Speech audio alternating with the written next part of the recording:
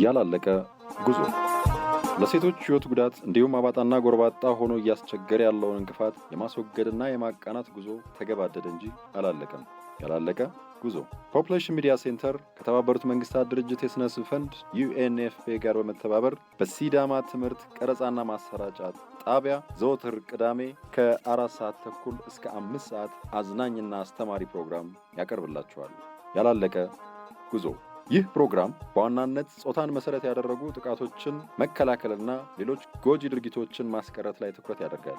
ፕሮግራሙ በማህበረሰቡ ዘንድ ስር የሰደዱ ጾታን መሰረት ያደረጉ ጥቃቶችና ሌሎች ጎጂ ድርጊቶችን መከላከልና ማስቀረት የሚያስችሉ መፍትሄዎችንም ይዳስሳል፣ ይመክራል፣ እንዲሁም የእናንተን አስተያየት ወደ እናንተው ያቀርባል። ያላለቀ ጉዞ።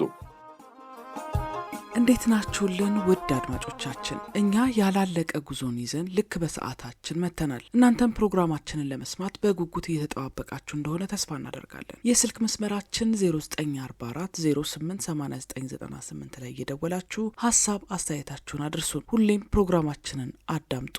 እኛም ምርጥ ቅንብሮችን አሰራርተን የእናንተን ጆሮ እንጠብቃለን። እናንተም አብሮነታችሁ ከኛ ጋር እንደሚሆን እምነታችን ነው። ዘውትር በዚህ ሰዓትና በዚህ ቀን ያላለቀ ጉዞን ትሰማላችሁ።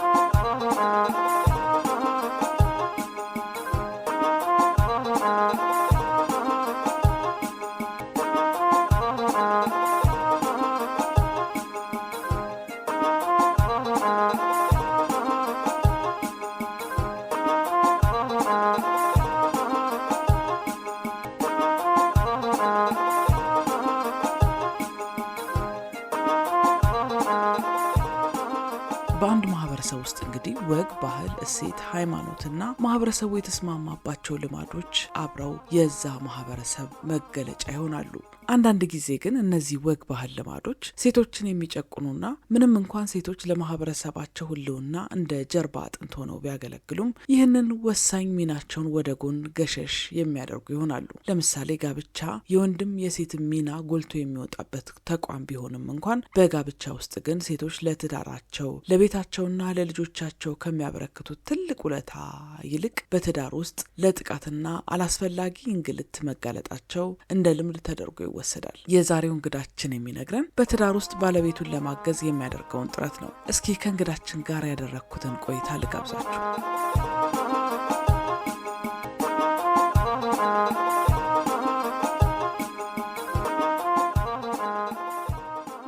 ስሜ መሐመድ አሊ ይባላለሁ። የምኖረው ደሴ ከተማ ሆጤ መቀሌ የሚባለው ሰፈር ነው። ሆጤ ክፍለ ከተማ ማለት ነው። እኔ ለጊዜው ስራ የለኝም። ባለቤቴ ነች ስራ የምትሰራው፣ አግዛታለሁ። እሷ ስትመጣ የቤት ስራውን ምኑም እሷ የምትሰራውን ስራ እኔ እሸፍንላታለሁ። እሷ ሰርታ ስትመጣ ማለት ነው ሁሉን ነገር አዘጋጅቼ በሚችለው መጠን ተጋግዘን ነው የምንኖረው የምንረዳዳው ማለት ነው። እሷም የራሷን ስራ ትሰራለች፣ እኔም በመተጋገዝ ነው ኑሮውን የምንኖረው ማለት ነው። እኛ ሀገር ግን የተለመደው ወንድ ወጥቶ ሰርቶ ይመጣል፣ ሴት ቤት ነው። እስቲ እንደው እዛ ያንን ስታረግ እንዴት ነው አንተ የሚሰማ ስሜት? ማህበረሰቡስ እንዴት ነው የሚቀበል?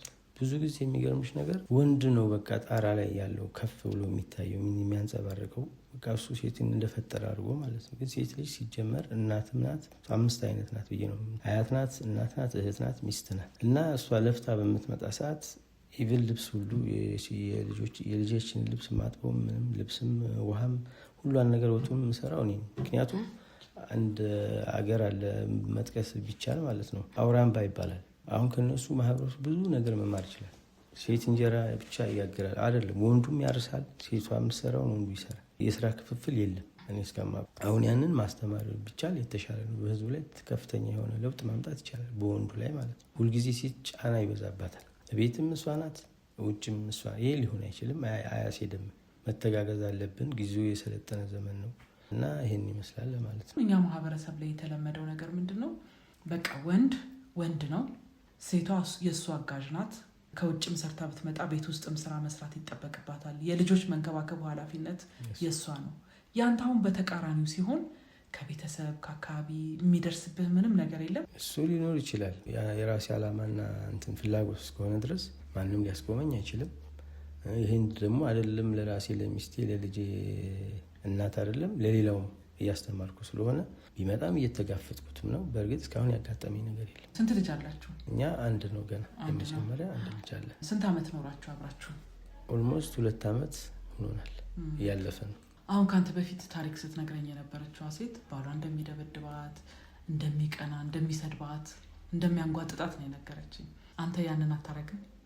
የሆነ በቃ የማይሆን ነገር ሲያጋጥምሽ ነው እንጂ እንደዚህ እሷን የበታች ዝቅ አድርጌ በማየትና ሆን ብዬ የማደርገው ነገር አይደለም። ያን ያህል ደግሞ ስር የሰደደ በሷ ላይ ጉዳት እንዲደርስባትም አላደርግም። በምክክር ነው የምንፈታው ብዙውን ጊዜ ማለት። እስቲ ከሴት ልጅ ጥቃት ጋር በተያያዘ እንደው ምን እያደረክ ነው ያለው? አሁን እኛ እድር አለን። እድራችን ትልቅ ሰፊ እድር ነው፣ አላማ ይዞ የሚጓዝ ነው። እዛ ላይ ግን ብዙ የተዘነጉ ነገሮች ይኖራሉ ስለ ሴቶች እና ስለ ሴቶች ስለ ሴት ልጅ ጥቃትም ሆነ እንትን ያንን አስተምራለሁ በተቻለ መጠን በራሴ ተነሳሽነት ማለት ነው። ሴት እኩል መሆን እንዳለባት ምንም የሚያንሳት ነገር የለም። ከወንዱም እኩል መታየት እንዳለባት እና ሴቶች ልጆች እንዳይጠቁ ህጻናት ሲሆኑ ቤት ሰው ሊኖር እንደሚገባ ያልተለመደ ነገር እንዳይፈጠር የማይታወቅ ሰው በአካባቢው እንትን እንዳይል ጥቃት ተፈጽሞና ተደርጎ እንኳን ቢገኝ ወደሚመለከተው አካል ሪፖርት ተደርጎ ያቺ ሴት ተጎድታም ከሆነ ልጅም ከሆነች ወደ ጤና ድርጅት እንደምትሄድ እና ይህን በስፋት እያስተማሩ ለማህበረሰቡ ማለት ነው። ይህንን በምታረግበት ሰዓት እንደው ከሴት ልጅ ጥቃት ጋር በተያያዘ ማትረሳው አጋጣሚ ምንድን ነው? ሴትዮዋ ልጅ አላት። ሴት ልጅ ይዛ ነው ያገባችው ሰውየውም ማለት ነው። እና በአጋጣሚ እሱ ያው አንደኛ ስለማይወልዳትም ሊሆን ይችላል። ገበያ በምትሄድ ሰዓት እናቲቱ ጠብቆ እግሯን ይደፍራታል ልጅቱ። ከዛ ያ ነገር ተደብቆ ይኖራል። አልገዛ ምናምን እናቲቱ ያን ትሰማለች። ያው በጤና ድርጅት እንድትገላገል ተደረገ። ልጅቷ የሚያስፈልገው ማንኛውም እንትን ተደረገላት እንክብካቤ። መጨረሻ ላይ ወደ ህግ ሰውየውን አቀረበች። ሴትዮዋም ያው ልጇን ይዛ ያው እየኖረች ነው ልሻለሁ። ይህን ታሪክ ሰምቻለሁ። ምን ይሰማሃል አሁን እንደዚህ አይነት ታሪኮች ስትሰማ? ያው ማለት ያናድሻልም ትምህርትም ነው ለሌላው ማህበረሰብ ማለት ነው። ድጋሚ እንዲህ አይነት ነገሮች እንዳይፈጸሙ በአካባቢው በቃ ሴቶች ልጆች ጥቃት እንዲፈጸምባቸው አይገባም። አሁን የሰለጠነ ዘመን ላይ ነው ያለ ነው። ማንም ሴት ያለ ፍላጎቱ የሆነ ተግባር ውስጥ ሊደረግበት አይገባም። ይብቃን ነው የምለው እና ትምህርት መሰጠት አለበት። ሴቶች የእኩልነት እንትን እንዲደረጉ ማለት ነው እና ይሄን ነው። ይህንን ገጠመኝ ትነግራለህ ለሰዎች? አዎ ብዙ ጊዜ ያው በተደጋጋሚ ይህን ነገር እነግራቸዋለሁ። ይቀበላሉ? አዎ ይቀበላሉ። ሴት ልጅ ነው ያለ? አዎ። ስንት ዓመቷ ነው? ገና 2 ዓመቷ። ምን ትመኝላታለህ እስቲ ለሴት ልጅ? እኔ ለሴት ልጅ በቃ ይሄንን ከአይምሮ ውስጥ በቃ ሁልጊዜ እንደ ቀንበር ተሸክማ የምትሄደውን ይህን ሁልጊዜ ይህን ነገር ነፃ ሁና ፍሪ ሁና እንደ ማንኛውም ወንድ የበላይ ሁና ሴት ልጅ በቃ በሄደችበት ምንም ነገር እንዳያጋጥማትና ይህ መብቷ ተከብሮ በቃ ማየት ነው የምፈልገው። ይሄ እንዲሆን ከማን ምን ይጠበቃል? ለምሳሌ ከማህበረሰቡ፣ ከቤተሰብ፣ ከመንግስት የሚጠበቀው ነገር ምንድን ነው? ያው በስፋት የሚጠበቀው የሚመስለኝ እንደኔ ትምህርቱን በደንብ ማስተማር ከታች ጀምሮ እንደ አንድ ኮርስ ተይዞ ቢሆን የተሻለ ነው። በሚዲያም በተለያየም በስብሰባም በሆነ አጋጣሚ ማህበረሰቡ በሚበዛበት አካባቢ በስፋት በቃ ሆን ተብሎ ይሄ ነገር ትምህርት ሊሰጥ ይገባል ብዬ ነው የማስበው። ሴቶች እናት ናቸው፣ እህቶቻችን ናቸው፣ ሚስቶች ናቸው፣ አያት ናቸው፣ እናት ናቸው። ስለዚህ ጥቃት ይቁም። ሁሉም ሰው ወንዱም ይሁን ማንኛውም አካል ለሴቶች ይነሳ። በቃ ይሄ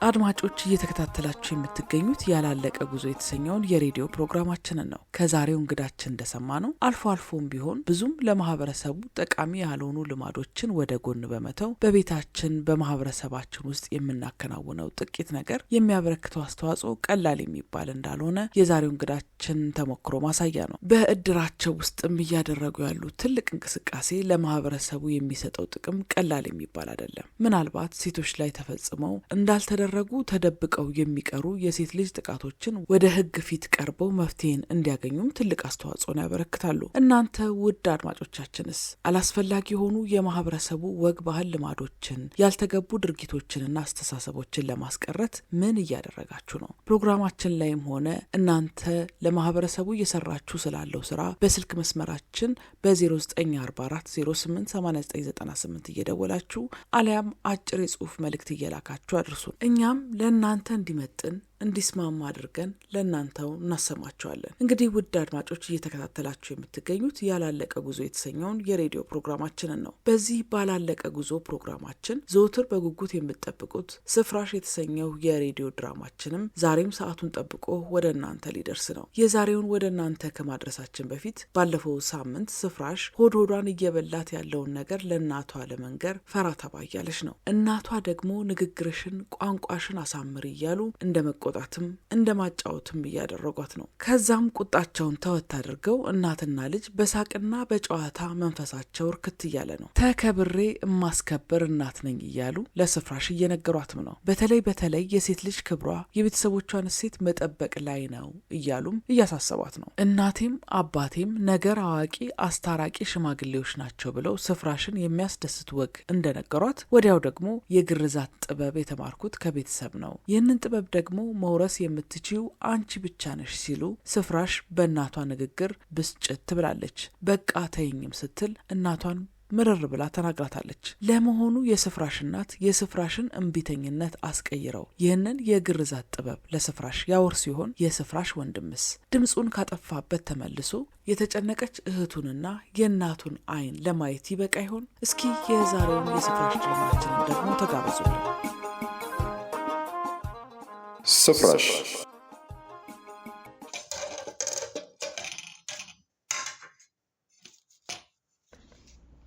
አረቀስ ወይ ቃይን ተሰብራለሽ?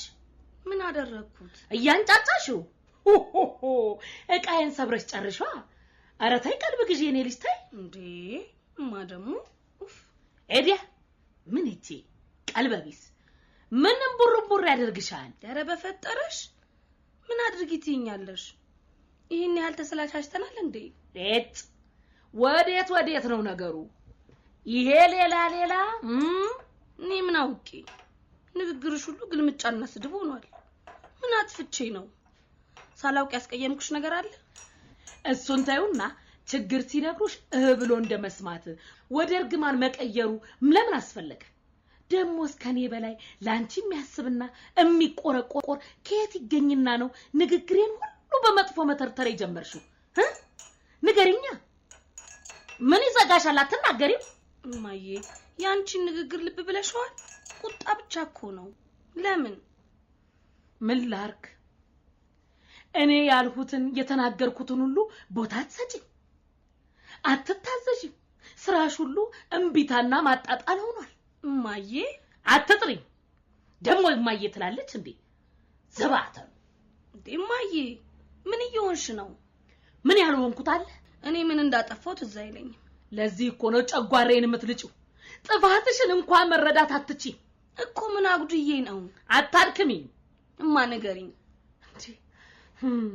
አይ በቤተሰቦቼ ዘንድ ለዘመናት በክብር በሚስጥር ተይዞ ለኖረ ድንቅ ኃላፊነት እንደታጨሽ ስነግርሽ በመደሰት ፈንታ ገላመጥሽኝ።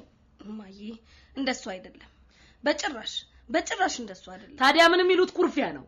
እማዬ የማላምንበትን ነገር ለመቀበል ስለከበደኝ ነው። በዛ ላይ ታይ የማይመስል ነገር አትናገሪ እማ። የምማረው እኮ እንደዚህ አይነት ነገሩን ለማስቀረትም ጭምር ነው። በዛ ላይ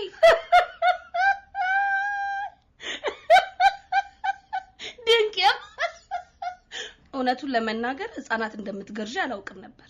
ለመጀመሪያ ጊዜ ያወቅኩት ባለፈው ገጠር በሄድሽበት ጊዜ ያጎቴ ልጅ እንደገረሻት ስለነገርሽኝ ብቻ ነው። እንደምገርዝ እንኳን አንቺ እቺ ጧት የምትመጣው ወፏ እንኳን ሳትቀር በደንብ አድርጋ ታውቃለች። እማዬ ሙች ያንቺን ስጋ አረ መሐላሽ ነው ወደዛ በይልኝ። እኔንና ቤተሰቤን ማያውቃለ ብቲ በሬ ወለደ ነው የሚሆንብሽ። የማዝነውም በሱ ነው። እንዴት እስከዛሬ ይህን ጉዳይ የሚነግረኝ ሰው አጣው? አይምሰልሽ። ሰዎች ስለሚጠሉሽ ወይም መንገር ስላልፈለጉ ሳይሆን ጉዳዩ ሚስጥራዊ ስለሆነ ነው። ምኑ ነው ሚስጥር የሆነው? አየሽ፣ ቆይ መግረዝሽን ሁሉን የሚያውቀውና የተከበርሽበት ጥበብ እንደሆነ ነገርሽኛል። እሱማ እውነት ነው። ታዲያ ምኑ ነው ሚስጥር የሆነው? አዳምጪኛ፣ መች ትሰሚኝና። እሺ ንገሪኛ። ይኸውልሽ፣ ጉዳዩ በሚስጥር የተያዘ ስለሆነ ወራሽ መሆንሽን የሚያውቅ የለም። ሳያውቁ ደግሞ ሊነግሩሽ አይችሉም። ይህ ሚስጥር የሚተላለፈውና የሚነገረው ለወራሽ እናት ብቻ ነው። እሱን አልጠየቅኩሽ። ቢያንስ ሴት እንደምትገርዢ እንዴት አላወቅኩ? እሱን እንኳን ያጋጣሚ ነገር ሆኖ ይሆናል እንጂ የተለየ ነገር ስላለ አይደለም። አይመስለኝም። ነው እንደሱ ነው። ሌላውን ተዩና አንቺስ ቢሆን እንዴት አልነገርሽኝ? በእኔ በኩል እንኳን ከቤተሰቦች የወረስኩት ባህሪ ተጽዕኖ አድርጎብኝ ይሆናል። አልገባኝም። ምንም ነገር ሰዎች ካልጠየቁ የመናገር ልምድ የለኝም። ፍላጎቱ ከጠያቂው ሲመጣ ብቻ እመልሳለሁ። በዚህ መንገድ የቤተሰቦቻችንን ሚስጥር እንጠብቃለን። እንዴው ሚስጥር ትያለሽ ዝም ብለሽ። ልጄ፣ የነገሩን ክብደት የተረዳሽ አልመሰለኝም። በተለይ ደግሞ የዚህን ጥበብ ወራሽ አንቺ በመሆንሽ ነገሮቹን ሁሉ በጥንቃቄ የተያዙ ናቸው። አንቺም ላይ የሚያደርሱት ጥቅምና ጉዳት ከባድ ነው። ለዛ ነው ቀኑ ሲደርስ የነገርኩሽ። የኔ ፍላጎትና ፍቃደኝነት ሳይጠየቅ ነገሩ በድብቅ ጥናት ሲደረግበት ተራርሞ ለወራሽ እናት የሚነገር በመሆኑ ጉዳዩ አስገዳጅ ነው። ልክ አይደለም። ምንም ደስ አይልም። ተይ ልጄ፣ የእናታችን አድባር ትቀየመናለች። መቀሰፍም አለ እኮ። ይሄ እኮ ዘመኑን የማይመጥን አመለካከት ነው። እንዴት በዚህ ዘመን? አይ እንግዲህ አፍሽን ዝጊ። በዘራችን ላይ መቅሰፍት እንዳታመጭብን አርፈሽ ተቀመጭ። ለዚህ ከሆነ ለምን ዘመናዊ ትምህርት አስተማርሽ? ለምን? ይሄ እኮ ከጠዋቱ ጀምሮ ሲተላለፍ የመጣ የቤተሰባችን ጥበብ ነው። ሁሉም ዘመን የራሱ አስቸጋሪ ጊዜ ነበረው። ያንን እያለፈ የመጣ ነው። አሁንም ዘመኑ አይመጥንም ላልሽው መፍትሄውን የመፈለግ ኃላፊነት ላንቺ ተተው ነው። ጭራሽ ሴት ልጅን መግረዝ ዘመን ሊሻገር ጉድ እኮ ነው። ጉዳዩን አስቢበትና አሳውቂ። እንድታውቂው የምፈልገው ነገር ቢኖር መቀበልሽ ግዴታ መሆኑ ነው። የማስመርጥሽ ጊዜውን ነው። መቼ ርክክብ እናርግ ማለት ነው። ስልጣን መሆኑ ነው። ስርዓት ይኑርሽ። ወደ ትምህርት ሜጃይ ባይደርስ ኖሮ ማበዴ ነበር። 1-2 ቀን መታገስ አያቅተኝም። የርክክብ ስርዓቱን የምናደርገው ጫካ ውስጥ ነው። ለሱም ልብሽን አጠንክረሽ ጠብቂ። ጊዜውን መምረጥ ካልቻልሽ ለእረፍት ስትመለሽ የምናከናውን ይሆናል። ይህ ነገር በሚስጥር መያዝ አለበት። ለሌላ ሰው አሳልፈሽ በተናገርሽበት ቅጽበት እኔን ታጭኛለሽ። ምን? ቀሪውን ጉዳይ ቀስ እያልን እንነጋገርበታለን። ለመሆኑ ያ ወንድምሽ ዛሬም ወደ ቤት የማይመለስ ነው? እኔ እንጃ እማዬ። በይ ይሄን ዕቃ ቦታ ስጪው፣ ገበያ ልሄድ ነው። እሺ እማዬ።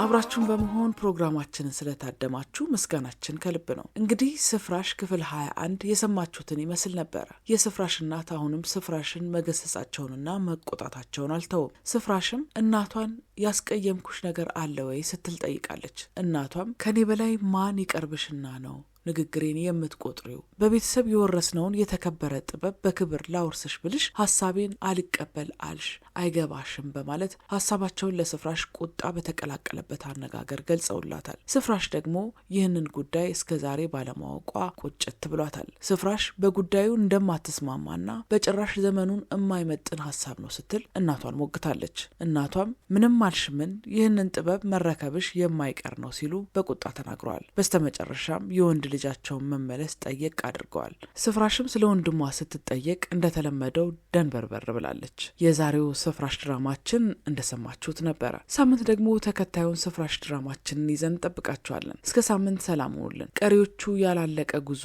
ፕሮግራሞቻችን ደግሞ የእናንተን ጆሮ እየጠበቁ ነው። አብራችሁን ሁኑ። አድማጮች፣ እየተከታተላችሁ የምትገኙት ያላለቀ ጉዞ የተሰኘውን የሬዲዮ ፕሮግራማችንን ነው። በፕሮግራማችን ላይ ያላችሁን ሀሳብ አስተያየት አድርሱን። እኛም ለእናንተ እንዲመጥን አድርገን ለእናንተው መልሰን እናቀርብላችኋለን። ሴቶች ካሉባቸው የማህበረሰብ ተጽዕኖዎች፣ በማህበረሰቡ በሚደረጉ ወግ ባህል ልማዶችና ጎጂ ባህላዊ ድርጊቶች የተነሳ ጾታን መሰረት ላደረጉ ጥቃቶች ሊጋለጡ ይችላሉ። እሱ ብቻ ሳይሆን ከወንድ አቻዎቻቸው እኩል የትምህርት እድልን እንዳያገኙ፣ የትምህርት እድልን ቢያገኙም እንኳን በትምህርታቸው ገፍተው እንዳይሄዱ በመንገዳቸው የሚገጥማቸው ወጣ ገባ ቀላል የሚባል አይደለም። ይህ ደግሞ ከወንድ አቻዎቿ እኩል የትምህርት ገበታ ላይ የምትገኝ ሴትን ቁጥር ጥቂት ያደርገዋል። ሴቶች ያሉባቸው የባህል ተጽዕኖዎች፣ ወግ ባህል ልማዶችና ያልተገቡ ድርጊቶች ያሰቡበት እንዳይደርሱ እንቅፋቶቻቸው ናቸውና ቤተሰብ፣ ማህበረሰብ፣ የእምነት ተቋማት እንዲሁም የህግና የፍትህ አካላት በጉዳዩ ላይ ተረባርበው መስራት እንዳለባቸው ለሁላችንም ግልጽ ነው። እናንተም ሴቶችን ከባህል ወግ ልማድ ተጽዕኖዎችና ካልተገቡ ልማዳዊ ድርጊቶች ለመጠበቅ የበኩላችሁን እንደምትወጡ እምነታችን ነው።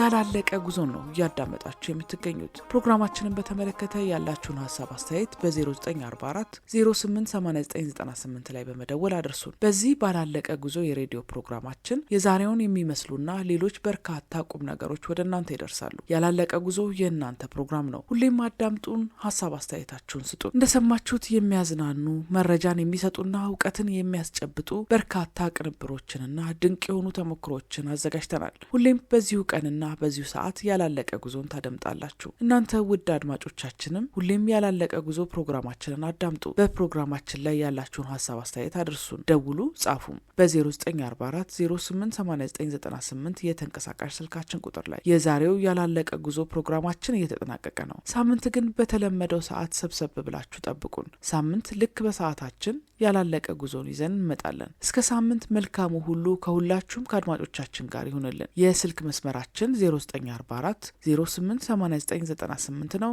ደውሉ አሊያም አጭር የጽሑፍ መልእክትን ላኩልን። ሰላም ሁኑልን። ያላለቀ ጉዞ ለሴቶች ሕይወት ጉዳት እንዲሁም አባጣና ጎርባጣ ሆኖ እያስቸገረ ያለውን እንቅፋት የማስወገድና የማቃናት ጉዞ ተገባደደ እንጂ አላለቀም። ያላለቀ ጉዞ ፖፑሌሽን ሚዲያ ሴንተር ከተባበሩት መንግስታት ድርጅት የስነ ስብ ፈንድ UNFPA ጋር በመተባበር በሲዳማ ትምህርት ቀረጻና ማሰራጫ ጣቢያ ዘወትር ቅዳሜ ከ4 ሰዓት ተኩል እስከ 5 ሰዓት አዝናኝና አስተማሪ ፕሮግራም ያቀርብላችኋል። ያላለቀ ጉዞ። ይህ ፕሮግራም በዋናነት ጾታን መሰረት ያደረጉ ጥቃቶችን መከላከልና ሌሎች ጎጂ ድርጊቶችን ማስቀረት ላይ ትኩረት ያደርጋል። ፕሮግራሙ በማህበረሰቡ ዘንድ ስር የሰደዱ ጾታን መሰረት ያደረጉ ጥቃቶችና ሌሎች ጎጂ ድርጊቶችን መከላከልና ማስቀረት የሚያስችሉ መፍትሄዎችንም ይዳስሳል፣ ይመክራል፣ እንዲሁም የእናንተን አስተያየት ወደ እናንተው ያቀርባል። ያላለቀ ጉዞ